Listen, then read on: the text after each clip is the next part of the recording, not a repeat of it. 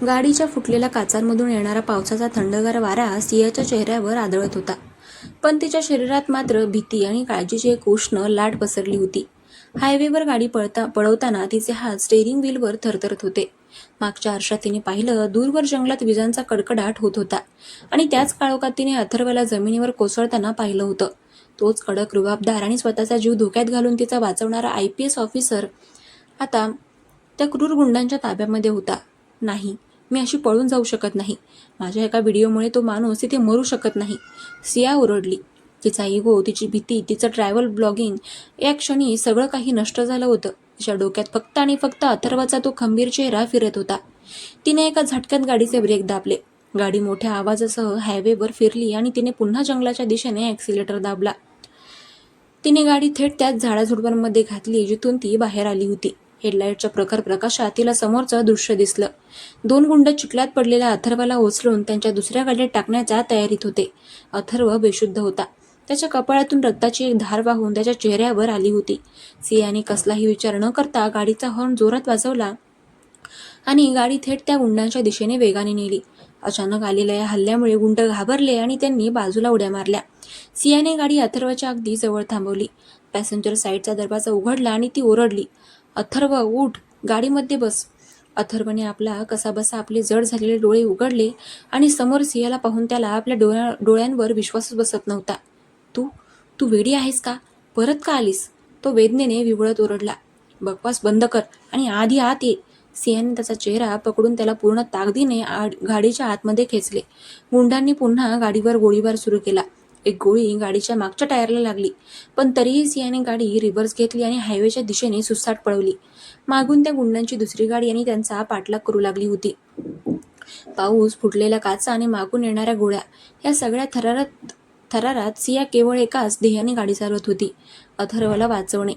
काही किलोमीटर पुढे गेल्यावर जंगलाचा रस्ता संपला आणि एक घाट सुरू झाला. मागच्या गाडीचे हेडलाईट्स अजूनही दिसत होते. अथर्वने आपले डोके सीटला टेकवले होते. त्याचा श्वास जड झाला होता. त्याने कसाबसा डावा हात पुढे केला आणि स्टेअरिंगवर असलेल्या सियाच्या हातावर आपला मजबूत हात ठेवला. त्याचा स्पर्श खूप उबदार पण थरथरणारा होता. तो अत्यंत क्षीण आवाजात म्हणाला, पुढून डाव्या बाजूला एक कच्चा रस्ता आहे, तिथे गाडी घाल. मुख्य हायवेवर त्यांनी पुढे नाकाबंदी केली असेल. सियाने त्याच्या हाताचा तो स्पर्श अनुभवला. तिच्या हृदयाची धडधड अचानक एका वेगळ्याच कारणाने वाढली. त्याने सांगितलेल्या कच्च्या रस्त्यावर गाडी वळवली. तो रस्ता एका जुन्या निर्जन डोंगराळ भागाकडे जात होता. काही अंतरावर गेल्यावर गाडीच्या पंक्चर झालेल्या टायरनी पूर्णपणे साथ सोडली आणि गाडी एका झाडाला घासून थांबली. सुदैवाने मागचे गुंड सरळ हायवेने पुढे निघून गेले होते. त्यांना हा रस्ता सापडलाच नव्हता. आपण वाचलो. सियाने सुटकेचा श्वास सोडला आणि ती अथर्वकडे वळली. पण अथर्व आता पूर्णपणे बेशुद्ध झाला होता आणि त्याचे डोके तिच्या खांद्यावर पडले होते. त्याच्या केसांमधील पाऊस आणि रक्ताचे थेंब तिच्या कुर्त्यावर पडत होते. या नजीकच्या स्पर्शाने सियाच्या अंगावर काटा आला. ती गाडीतून उतरली आणि तिने आजूबाजूला पाहिले. सुदैवाने तिथे डोंगराच्या कडेला एक लहान पडकी जुनी दगडी केबिन होती. सियाने अथर्वचा एक हात आपल्या खांद्यावर घेतला आणि तिच्या लहान शरीराची पूर्ण ताकद लावून ती त्या 6 फुटी उंच माणसाला ओढत त्या केबिनच्या दिशेने नेऊ लागली. चिखलात पाय घसरत होते. पाऊस अंगावर कोसळत होता. पण सियाने हार मानली नाही. कसाबसा दरवाजा ढकलून तिने अथर्वला आत एका जुन्या लाकडी बाकावर झोपवले. केबिनच्या आतमध्ये पूर्ण अंधार होता. फक्त खिडकीतून विजांचा प्रकाश आतमध्ये पडत होता. तिथे काही सुकलेले लाकडे आणि एक जुनी चादर पडलेली होती. सियाने बॅगेतून आगपेटी शोधली आणि कशीबशी तिथे शेकोटी पेटवली.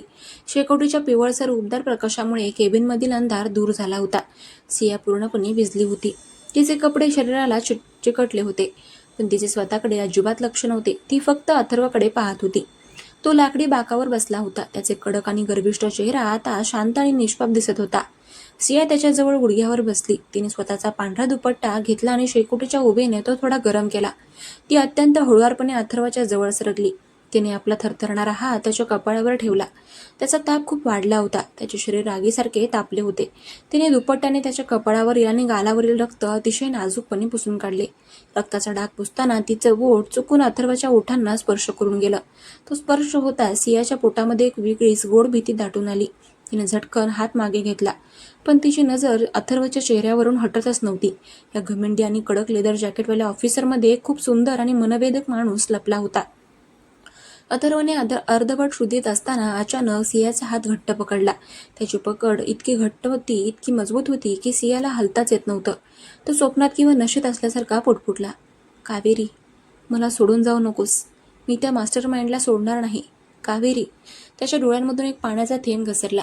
सियाला समजले की कावेरी ही त्याची बहीण असावी, जिच्या मृत्यूचा बदला घेण्यासाठी तो स्वतःचा जीव धोक्यात घालत आहे. अथर्वच्या डोळ्यांमधील ते अश्रू पाहून सियाचे हृदय हेलावले.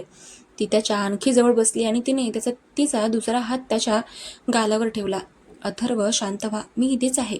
तुमच्यासोबत काहीही चुकीचं होणार नाही, ती अत्यंत गोड आणि दिलासा देणाऱ्या आवाजात म्हणाली.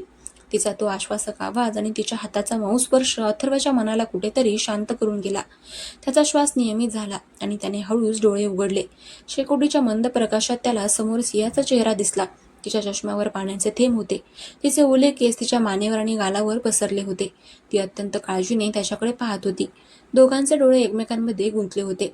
या क्षणी त्यांच्यात कोणतीही ट्रेनमधली भांडणं नव्हती, कोणताही इगो नव्हता. फक्त दोन अनोळखी हृदय होते, जे या वादळी रात्री एकमेकांच्या खूप जवळ आले होते. अथर्वने तिचा हात सोडला नाही. उलट त्याने तिला थोडे स्वतःकडे ओढले. सियाचा तोल गेला आणि ती थेट त्याच्या छातीवर पडली. तिच्या ओल्या केसांचा सुवास आणि तिच्या शरीराची धडधड अथर्वला अगदी जवळून जाणवली. दोघांचे श्वास एकमेकांमध्ये मिसळत होते. तू खरंच परत आलीस? अथर्वने अगदी खालच्या रोमॅन्टिक आवाजात विचारले. त्याचा तो नेहमीचा कडकपणा आता पूर्णपणे विरघळला होता. सियाने त्याचे डोळे पाहिले, ज्यामध्ये आता एक वेगळीच ओढ दिसत होती. ती लाजून खाली पाहत म्हणाली, मी कोणाला असं संकटात सोडून जाऊ शकत नाही, विशेषतः तुम्हाला. अथर्वच्या ओठांवर एक लहान मनमोहक हसू आलं. त्याने आपला हात वर केला आणि सियाच्या चेहऱ्यावर आलेली एक ओली केसांची बट हळूच तिच्या कानामागे सरकवली. त्याच्या बोटांचा तो थंडगार पण रोमॅन्टिक स्पर्श सियाच्या मानेवरून खाली गेला, ज्यामुळे तिच्या अंगावर शहारे आले. मूर्ख मुलगी आहेस तू, पण खूप धाडसी आहेस, अथर्व हळूच म्हणाला. सिया काही बोलणार तेवढ्यात तिला जाणीव झाली की ते किती जवळ आहेत. ती घाईघाईने मागे सरकली आणि शेकोटीजवळ जाऊन बसली. तिचा चेहरा लज्जेने लाल झाला होता. अथर्व तिच्या या बदललेल्या रूपाकडे पाहतच राहिला. ट्रेनमध्ये वाघिणीसारखी लढणारी ही मुलगी आता एका साध्या स्पर्शामुळे इतकी लाजेल असं त्याला वाटलं नव्हतं. रात्र जसजशी पुढे सरकत होती तसा पाऊस थोडा शांत झाला, पण थंडी खूप वाढली होती. सिया थंडीने थरथरत होती. अथर्वने पाहिलं की तिने फक्त एक पातळ कुर्ता घातला आहे आणि ती पूर्णपणे भिजली आहे. तो उठून बसला. त्याने स्वतःचे ते महागडे काळे लेदर जॅकेट काढले. हे घाल, तो म्हणाला. सियाने नकार दिला. नाही, तुम्हाला आधीच मार लागला आहे, तुम्हाला थंडी वाजेल. पण अथर्वने तिचे काहीही ऐकले नाही. तो स्वतः तिच्या जवळ आला.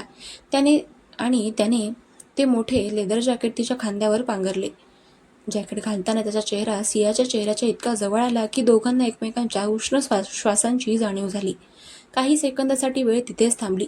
अथर्वने तिच्या ओठांकडे पाहिले आणि सियाने आपले डोळे बंद केले. जणू काही ती एका अनामिक जादूच्या प्रभावाखाली होती. पण अथर्वने स्वतःवर नियंत्रण ठेवले. तो मागे सरकला आणि शेकोटीत अजून काही लाकडे टाकू लागला. पहाटेची वेळ होत आली होती. हवेमध्ये एक शांतता पसरली होती. शेकोटी आता विझत आली होती. सिया अथर्वच्या लेदर जॅकेटमध्ये स्वतःला गुंडाळून एका कोपऱ्यात झोपली होती. अथर्व खिडकीजवळ उभा राहून बाहेर लक्ष ठेवून होता. त्याचा ताप आता उतरला होता. अचानक शांत असलेल्या जंगलामध्ये दूरवरून काही पावलांचे आवाज पुन्हा ऐकू येऊ लागले. सुकलेली पाने पायांखाली चिरडल्याचा तो स्पष्ट आवाज होता. अथर्व झटकन सावध झाला. त्याने आपली पिस्तूल काढली, पण त्यामध्ये फक्त 3च गोळ्या होत्या. त्याने खिडकीतून बाहेर पाहिलं. पहाटेच्या धुक्यामध्ये त्यांना शोधत आलेले ते गुंड नव्हते, तर मागच्या SU गाडीत पाहिलेला तो सरकारी गणवेशातील भ्रष्ट पोलीस ऑफिसर आणि त्याच्यासोबत अजून 4 सशस्त्र माणसे होती. ते थेट याच केबिनच्या दिशेने चालत येत होते. त्या ऑफिसरने आपल्या हातातील वॉकीटॉकीवर म्हटले, ते याच भागात कुठेतरी लपले आहेत. केबिन तपासा. जर तो IPS ऑफिसर दिसला तर थेट त्याला गोळ्या घाला. मला त्याचा मृतदेह पाहिजे. अथर्वने मागे वळून पाहिले. सिया अजूनही शांत झोपली होती. जर आता गोळीबार झाला तर सियाचा जीव धोक्यात येणार होता. त्यांच्याकडे पळायला आता रस्ता नव्हता आणि शत्रू अगदी दारापाशी पोहोचला होता. अथर्वने पिस्तूल लोड केली आणि तो दरवाजाच्या मागे उभा राहिला. त्याचा श्वास रोखला गेला होता. बाहेरून पावलांचे आवाज आता केबिनच्या अगदी पायऱ्यांवर आले होते. एका गुंडाने दरवाजावर हात ठेवला आणि जोरात धक्का दिला. आता पुढील भागात काय घडणार? अथर्व त्या भ्रष्ट पोलिसांच्या केवळ 3 गोळ्यांमध्ये कसा लढणार? सिया या धोक्यातून कशी वाचणार आणि कथेला कोणतं नवीन वळण मिळणार? हे जाणून घेण्यासाठी पुढचा भाग नक्की ऐका. भेटूया उद्याच्या भागात. चलो बाय.